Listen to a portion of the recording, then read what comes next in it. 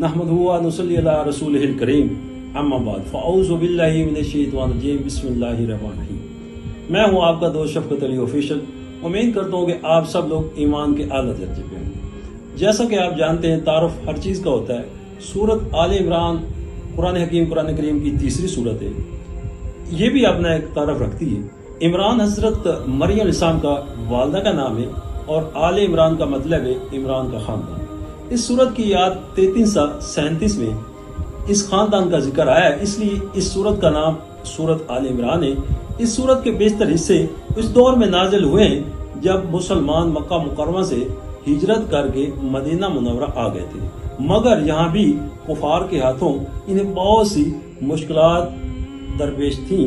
सबसे पहले गज़ा बदर पेश आया, जिसमें अल्लाह ताला ने मुसलमानों को गैर मामूली फतह अता फरमाया और कुफार कुरैश के बड़े बड़े सरदार मारे गए।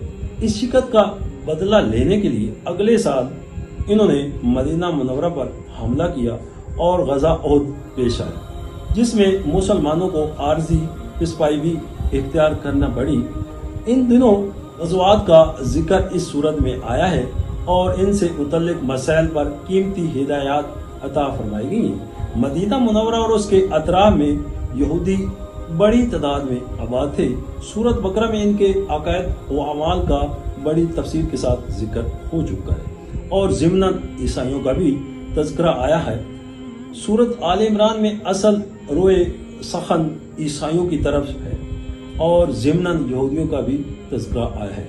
अरब के इलाके नजरान में ईसाई बड़ी तादाद में आबाद थे। इनका एक दफ़ा आप सल्लल्लाहु अलैहि वसल्लम की पास आया था और सूरत आले इमरान का इब्तदाई तकरीबन आधा हिस्सा इन्हीं के दलाइल और जवाब और हज़रत मसीह इस्लाम की सही हदीस बताने में सर्फ हुआ है।